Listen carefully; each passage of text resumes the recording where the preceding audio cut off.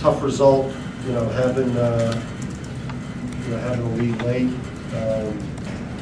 obviously against a high-quality opponent in the conference.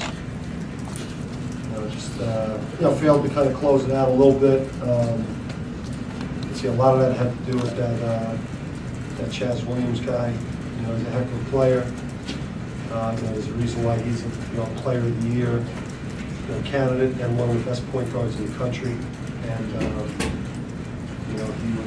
he was outstanding late. He does what point guards do late in games. Just made so many plays, got in the lane. Threw up a variety of very difficult shots. And but I was proud of the way our guys fought. Deal with major foul trouble. With some key guys, especially in that first half. Probably should have went at the halftime up 7, 8. Played well enough to do that in the first half. Just having TJ Gill and Hassan all out for extended periods in the first half certainly hurt us. Was proud of the way and impressed with the way EC played against a team of that caliber. As well as what Hassan was able to do defensively. They are where we want to get to, and this is the type of losses that you go through. A year like this when you're playing a lot of young guys and a lot of people together for the first time. When Chaz makes some real shots and the pass behind us, do you have to tip your back? Things like that happen? Yeah, I mean that's not. I don't know that that's necessarily. The defense tightens up so much late in game. That both teams are so locked in defensively. It's usually guys at the end of the game just making big time plays and weren't necessarily execution as much as just a guy who just wouldn't be denied. Scoring the ball, big spots. He's amazing. He really is. He's an amazing player. Coach, you had 62-55 after Mumford made those three free throws. What changed there from their defense, your offense? What did you see there? I just think with young teams, it's hard late in games. We really haven't been able to, establish where we want the ball to go because we haven't had, a lot of success in end of game situations. We know where you want to send it. And I think just kind of offensively, you kind of, when you're developing, you kind of get into, some of those oh crap moments out there where you just, we don't have a ton of veteran leadership, that can calm and settle everybody down. We had so many guys, Gil, and we had guys that were in the mix that were on the bench that were in foul trouble. EC was sitting at 39 minutes. Xavier was sitting at 39 minutes. Guys are obviously a little bit gassed at that point. It's something that you go through. GW went through it last year. We're going through it obviously this year, losing some excruciating games. You were a little better in transition defense in the second half. Just how important was it to shut them off and force them to play a half-court game and face you? Yeah, I mean we guarded them well. And I thought Chaz is a one-man fast break. We wanted to try to keep them under 10 with fast break points. They had 19. It's easier said than done. Especially when they play a number of guys, and they're very, very, very athletic guys that do a great job of running the court. And then Chaz puts so much pressure on you off the dribble that you start stepping to him, and then it opens up lob lanes and running lanes for other guys. I mean, that's what a great point guard play does for you. Bails you out. Coach, what did you see on the Putney chase down block? That's one obviously you'd love to convert. I haven't seen it. It's when you're good and you're having a good season, you find a way at the end of these games, whether it's St. Louis, Providence. Like when you're good, when you break through and become a good program, a winning program, those things tend to, start to turn in your favor. We're obviously, was there some contact there? Maybe, but, I think we should have finished it in all fairness. I mean, he made a great play, and that's a play that we feel we've got to find a way to finish. How about from where you were standing, the basket interference? Was that the proper call? And was it just maybe an unfortunate case of your guy being aggressive? Yeah, I mean, I'm sure it was the right call. Mike and Earl, they're big-time officials. I mean, those guys are big-time officials.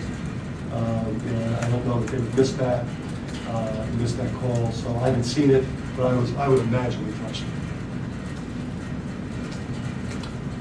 When Gil's struggling through foul problems like that, is there anything you can do to try to keep him out there more often? In the first half, we really, we didn't want to play Gil, because, we were up a couple. We got the lead. We're up 7 with 5.5 minutes to go in the first half. So the risk reward of having him pick up the third foul, it made no sense at the time. And then, late in the first half, once they cut it to 2 or 3 with a minute and a half, 2 minutes to go, I'm not going to risk his third foul after sitting him so long in the first half. If we were down, obviously, you consider we'd absolutely play it. And then in the second half, I wanted to play him until he picked up his fourth. He was going to have no chance to have a game. If I pulled him quickly after the third and sat him for a while. So we were going to play him until he got his fourth. And then Gil was, Gil was lost to us today. He's got great intentions. He's playing out of position defensively, having to match up with the other team's five-man, and that's because of the defections and injuries that have really debilitated that position for us. EC finishing with the right hand a couple times today. Is that something that you've been working on? I don't know why Bill's shocked. Just reading the defense, and I had no choice but to finish right that time. I practice it all the time when I can during the practice and by myself. So hopefully I finish. It's obviously something that you have to develop. How much time do you put in, whether it be in practice or on your own, trying to make that a part of your game? A lot. I know. My opponent's going to be sitting on my left and trying to force me right. So if I can just get my right a tad bit better each day, so it can be just as good as my left, that would be better for me. Did you view it as a challenge going up against Williams today? You know how good a player he is, what kind of reputation he has. Was that a challenge to you? Oh yeah, he's a floor general, explosive player. Further on in my career, I want to be able to make plays that way and lead my team to wins like that. So he's a good player. Coach, you got to ask what 19-4 on the fast break. What do you think needs to change now? We got a road runner. We got a road runner like Chaz Williams. That would certainly help.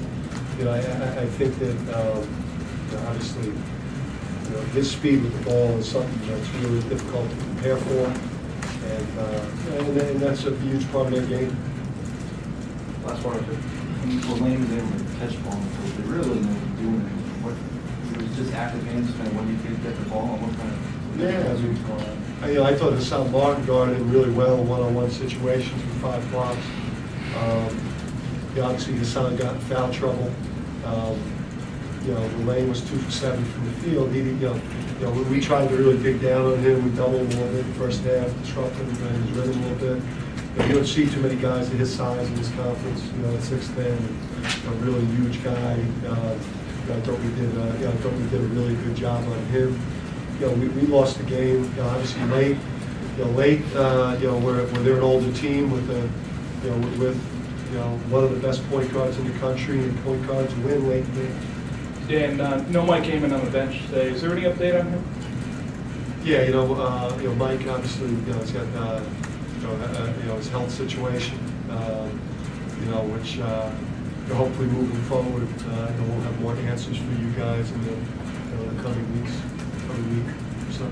Is it a situation where he can't be on the bench, or this isn't a disciplinary thing? It was absolutely not disciplinary. It was health related. Okay. Coach, what do you take away from this overall? So what do you take away from this, Coach? The loss ball. What do you think? I take away from it that we've got one senior.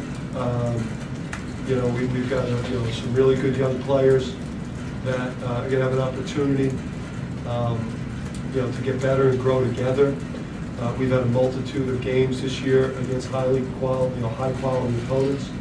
You know, NCAA teams, you know, top 25 teams where we've been in position, you know, late to win games. We put ourselves in position late to win games, but, you know, young teams in the last 3 or 4 minutes of tight games, especially conference games, you know, that's a tough recipe.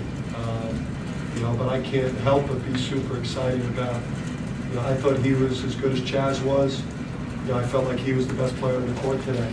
And that's against a pretty damn good team.